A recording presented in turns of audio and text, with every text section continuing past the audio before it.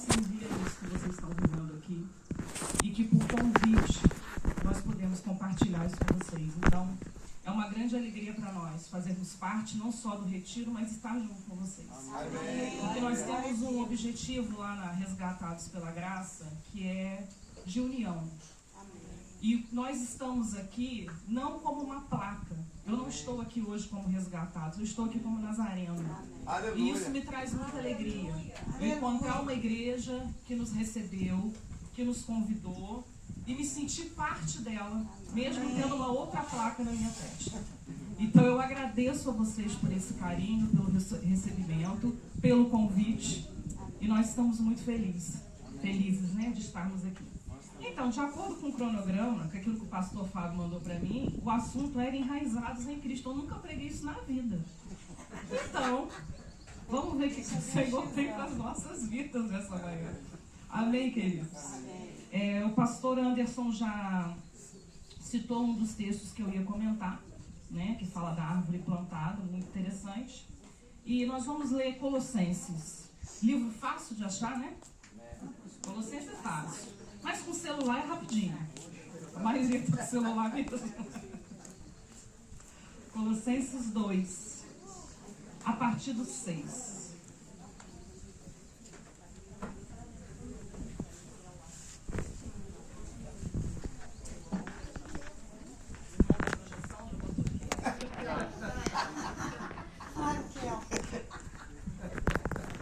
Então vamos lá. Quem tá vendo? É você mesmo? A palavra do Senhor nos diz assim: como, pois, recebestes o Senhor Jesus Cristo, assim também andai nele, arraigados e edificados nele, e confirmados na fé, assim como fostes ensinados, crescendo em ação de graças. Tende cuidado para que ninguém vos faça presa sua, por meio de filosofias e vãs sutilezas, segundo a tradição dos homens, segundo os rudimentos deste mundo, e não segundo Cristo. Queridos, esse texto aqui é uma das cartas que Paulo escreveu quando ele estava preso. Foi uma prisão diferenciada, porque era uma prisão domiciliar.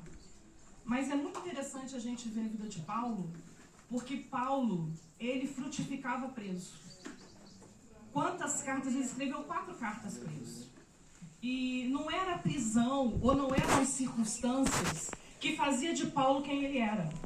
Ele era aquilo que Deus disse que ele era. Ele era aquilo que Deus disse no momento que ele teve experiência ali com o Senhor. E é muito interessante que, se a gente pensar em identidade, Ananias, quando Deus falou para ele para ir lá orar por Paulo, Ananias, mas aquele camarada? Mas Paulo sabia quem ele era, porque ele teve uma experiência com o Senhor. Então as circunstâncias não paravam ele. As circunstâncias não faziam ele tomar decisões por emoção. As decisões que ele tomava era dentro daquilo que Deus tinha para a vida dele. Então ele escreve essa carta para essa igreja. Era uma igreja de convertidos, né? Novos convertidos, afinal de contas a igreja estava crescendo naquela época. Mas uma igreja onde começou a querer entrar coisas ali que não vinham da parte de Deus. Inclusive questões de tradição, questões que não tinham nada a ver com o evangelho, porque os judeus queriam colocar a cultura deles ali no meio, e tantas outras questões foram surgindo ali. E Paulo, então, tem essa informação e, preocupado com a igreja, ele escreve para a igreja. E ele usa o exemplo da árvore. Não é minha área, tá, queridos? Eu sou professora de matemática, mas eu li um pouquinho sobre árvore, para poder falar sobre árvore. A gente vê essas árvores aqui muito bonitas. Eu posso errar o nome, mas eu acho que é coqueiro, né? Isso é coqueiro, né? Palmeira, tá vendo? Falei que eu ia errar? Então, a gente olha, tá vendo o vento balançando lá e não cai, não derruba. Se ela não cai, a gente tem certeza que a raiz é muito firme. A raiz está muito bem fincada. Porque se a raiz for fraquinha, vai cair. Essa daqui, então, eu imagino que a raiz seja bem grossa, bem forte, porque ela nem mexe. O tronco dela nem mexe. E ele fala exatamente sobre isso. Ele fala de nós sermos enraizados em Cristo. Mas antes dele falar da raiz, ele diz o seguinte: como, pois, recebestes o Senhor Jesus Cristo? Como vocês receberam o Senhor Jesus? Eu sei exatamente, eu me lembro, a primeira vez que o Senhor falou comigo, eu tinha 9 anos de idade. Eu me lembro do chamado do Senhor até hoje. Muitas coisas nesses alguns anos de vida, eu esqueci. Mas o que eu senti com 9 anos de idade, quando o Senhor falou comigo, eu lembro até hoje. Como que o Senhor te chamou? De onde o Senhor te tirou? Irmãos, nós temos lutas o tempo todo. Nós somos desafiados quando nós acordamos, porque nós precisamos respirar para começar o dia. O nosso desafio já acontece quando nós acordamos. Mas se quando nós acordarmos, nós lembrarmos de onde o Senhor nos tirou, tudo fica mais fácil. Porque nada do que possa surgir na nossa vida vai ser maior do que a graça dele que nos alcançou. Nada é maior do que isso. Então, antes de Paulo orientar, passar a doutrina, ele traz à memória do povo aquilo que nos traz esperança. Então, antes da gente entender o que tem que fazer, a gente tem que saber de onde a gente saiu, o que Deus fez pelas nossas vidas, o que Deus faz e o que Deus fará. Então, ele começa desse jeito. Vocês lembram? Vocês tragam à memória aquilo que vocês recebestes de Jesus Cristo, assim também andai nele. Nós caminhamos com Cristo, nós realizamos a obra de Deus, nós fazemos a vontade dele por gratidão ao resgate que ele nos fez. É por isso que nós estamos na presença dele. Eu acredito que vocês amam o pastor Fábio, né? Pastora Geni, pastor Anderson, mas não é isso que mantém vocês na igreja. O que mantém vocês na igreja é a experiência que vocês têm com Deus. É aquilo que Deus fez na vida de vocês. Né? O sustento que Deus tem nos dado todos os dias. E é isso que Paulo fala para aquela igreja. E aí ele começa a falar, aqui no meu texto está arraigados, mas na NVI enraizados. Nós precisamos ter raízes fortes. Se as nossas raízes não estiverem em Cristo, irmãos, nós não suportamos a tentação. Eu acredito que os irmãos conheçam pessoas que se afastaram, que caminharam com vocês, ou que vocês sabem que caminharam, ministros da palavra, ministros do louvor, pessoas que com o tempo desistiram. Ontem a gente estava brincando ali, eu falei que às vezes a pessoa sai da igreja porque o ventilador desarrumou o penteado. Quem escutou isso ontem? O pessoal morreu de rir. Mas sai porque ele chega na igreja e ele quer um louvor bom. Ele não fez nada para aquele louvor ser bom, mas ele quer um louvor bom. Aí ele fica aborrecido porque não cantou o louvor que ele queria. Ah, não, mas a palavra que eu queria ouvir, pastor, não era a palavra de exortação para eu ser enraizado. Eu queria uma palavra que dissesse que eu ia sair daqui com um carro novo. Então não volto lá mais também. Gente, isso é quem não tem raiz. Porque a palavra de Deus diz que as outras coisas vos serão acrescentadas. Mas isso não é o primordial na nossa vida. O primordial na nossa vida é a salvação. É a vida com Cristo, é o relacionamento com Cristo, é a intimidade com Deus. Esse é o primordial. Então, se as nossas raízes não estiverem bem edificadas, nós não suportamos a tentação. Nós não suportamos a luta, nós não suportamos o desafio. E hoje, queridos, o mundo hoje que nos cerca, os nossos familiares mesmo, você hoje ter determinação de quem você é em Cristo está muito difícil. Porque até para a gente falar aquilo que a gente acredita, aquilo que Deus tem colocado no nosso coração, muitas vezes nós somos mortos socialmente. Nós não vamos mais para as arenas, mas nós somos mortos socialmente. Nós somos cancelados, porque você não está falando aquilo que todo mundo está dizendo. Só que se nós sabemos quem nós somos em Cristo, nós permanecemos firmes, porque a nossa raiz está nele. E como nós fazemos para essa raiz ficar firme? Nutrindo. O texto que o pastor falou, falava da água, falava da palavra. Mas se nós não usarmos os recursos que o Senhor nos deu, que é a oração, o jejum, a leitura, a palavra, a comunhão com os irmãos. Ontem eu passei mal aqui, a irmã prontamente parou de comer. A comida dela provavelmente esfriou, mas ela correu lá para pegar uma comida para mim. O outro irmão correu e me deu uma pedra de sal. O outro correu e me deu uma água. Queridos, isso é uma bênção. Você vai dizer, mas isso não é nada. Claro, isso é tudo. Isso é tudo, isso é comunhão, isso é amor pelo próximo. Será que eu teria isso em qualquer outro ambiente que eu estivesse? Será que se eu estivesse num restaurante chiquérrimo, eu teria pessoas que iam tentar me socorrer porque eu simplesmente eu passei mal? De forma alguma. Isso é estar enraizado em Cristo. Isso é usar aquilo que Cristo te ensinou para cuidar, para tratar do próximo. Então, se nós tivermos essa preocupação de estarmos enraizados nele, nós vamos passar pela tribulação. Amém. A outra parte do texto fala em edificados. A gente lembra aí dos alicerces, né? A gente está vendo esses alicerces aqui. E sem alicerce, não se constrói nada. E é interessante, irmãos, que isso aqui é visível. Apesar da parte de baixo a gente não vê, isso aqui é visível. O alicerce ele só aparece depois que a raiz está bem fincada. Então tem coisas que a gente quer que apareçam na nossa vida, que seja visível ao outro. Mas se nós não temos o nosso momento do privado, do entre no quarto, feche a porta e fale com o teu pai que está no céu e ele te ouvirá, o público não aparece. Eu falo muito isso, a questão do culto. As pessoas têm muita preocupação do culto ser avivado. O que é um culto avivado? É um culto que o irmão rodou? É um culto que entregou profecia? O culto avivado é aquele que você sai de lá com seu coração queimando e você sabe, eu tenho que consertar isso na minha vida. É aquele culto que você sai de lá e fala, hoje eu vou chegar em casa e eu vou orar mais 5 minutos do que eu já estou acostumado a orar. Hoje eu vou chegar em casa e eu vou ler mais a palavra de Deus. Porque eu sei que eu tenho que ter mais relacionamento com Ele. Esse é o culto avivado. Pode ter reteté? Pode. Cada um sabe de si. Mas o que tem que fazer é a transformação dentro da gente. Amém. E essa transformação só começa quando a gente tem o nosso momento lá. Então a gente ora para que o culto seja uma bênção para nós e para aqueles que chegarem. Mas o culto vai ser uma bênção se nós também fizermos alguma coisa.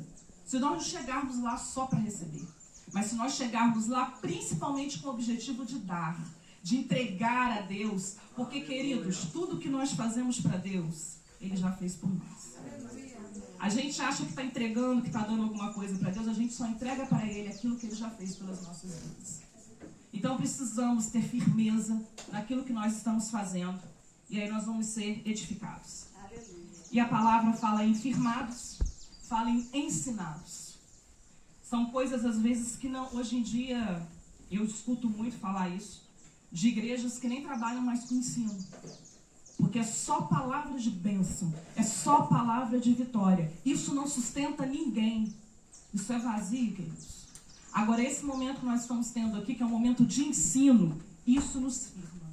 Isso deixa a nossa raiz firme, isso nos alimenta, isso nos faz permanecer. Não abram mão do ensino. Não abram mão do ensino. A própria palavra de Deus nos diz isso. Transbordando em gratidão. Que é o que eu falei, que eu iniciei falando de gratidão. E ele fala do cuidado com as filosofias vãs e enganosas, tradições humanas, porque isso enfraquece a raiz. Nós estamos aqui no retiro, o pastor Fábio ontem até comentou isso com a gente.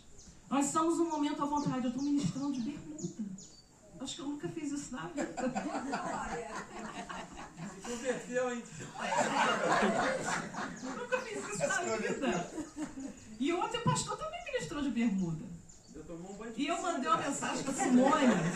Foi no domingo, né, Simone? Falei, Simone, como é que a gente vai para lá? Simone, ué, a gente está de férias. A gente vai de bermuda. Mas como é que eu vou ministrar de bermuda, Simone? Ministrando. Isso, queridos, é estar longe da vã doutrina. A gente não está num templo.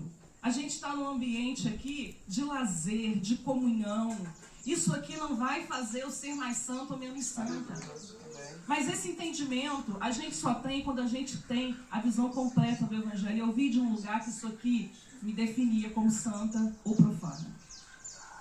Então eu glorifico a Deus que hoje nós temos uma mentalidade de que isso aqui não me identifica. O pudor me identifica e o temor me identifica. Aleluia. Mas a calça, a saia, o cabelo, a língua comprida, né? Porque às vezes é tanta preocupação com o comprido, mas né, esquece do que não pode ser cumprido. Isso sim identifica. Então, tomar cuidado com isso, com rituais. Eu falo muito isso lá na igreja, que nós às vezes não valorizamos o Deus que nós servimos por quê? Você ora a Deus aonde? Os irmãos agora vão participar da pregação. Aonde você ora a Deus? Podem falar? Exatamente. Deitado, quase dormindo, eu bato papo com ele. Você ora a Deus dentro do banheiro. Eu já orei escrevendo no quadro. Só no Cauã, meu Deus, me dê força, senão eu mato um. A gente ora a Deus em qualquer lugar.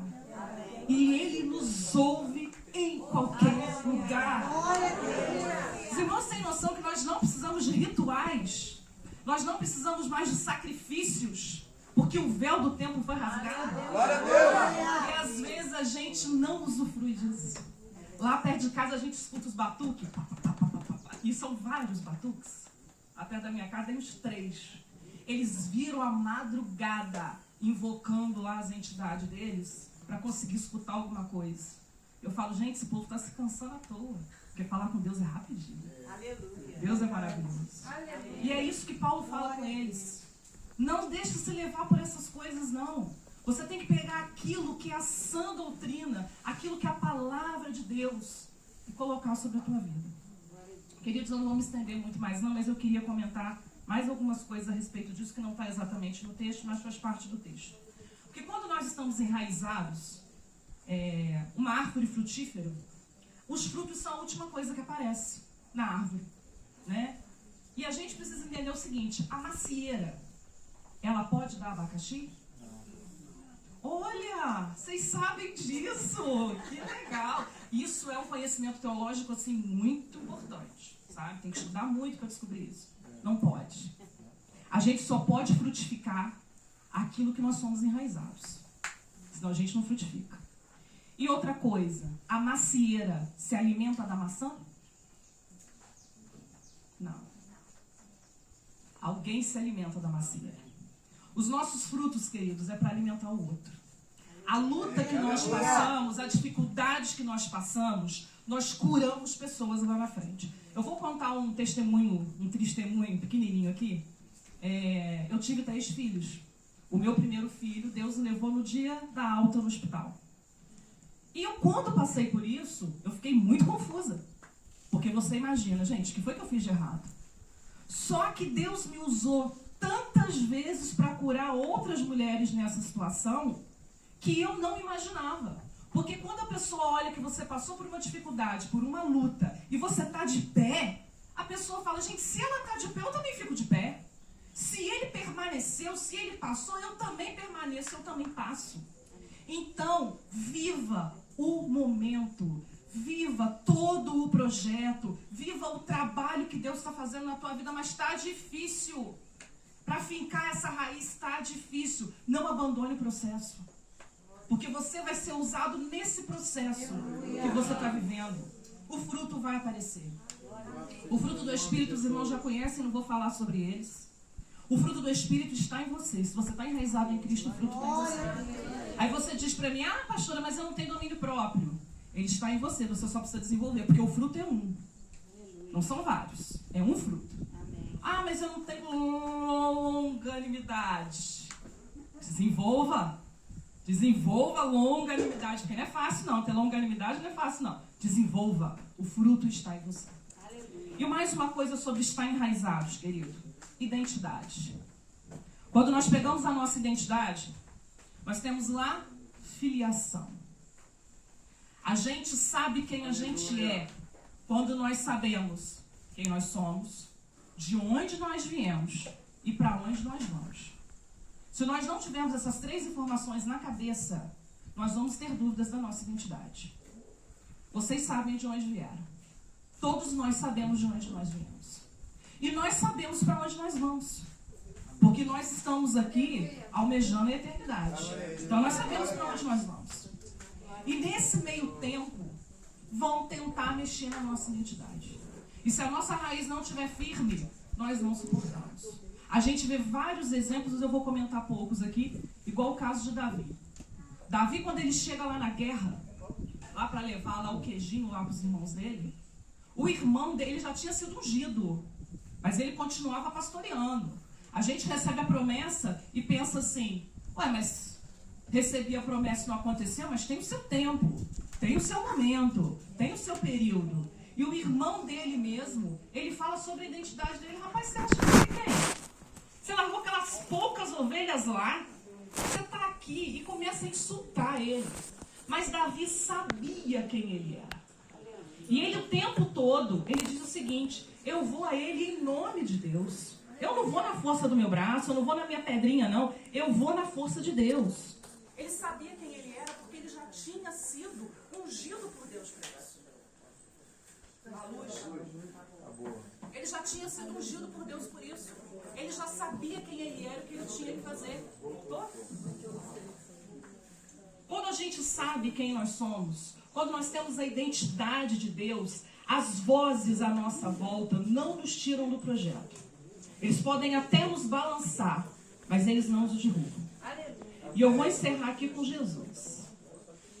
Jesus, com 12 anos de idade, os pais se perdem dele.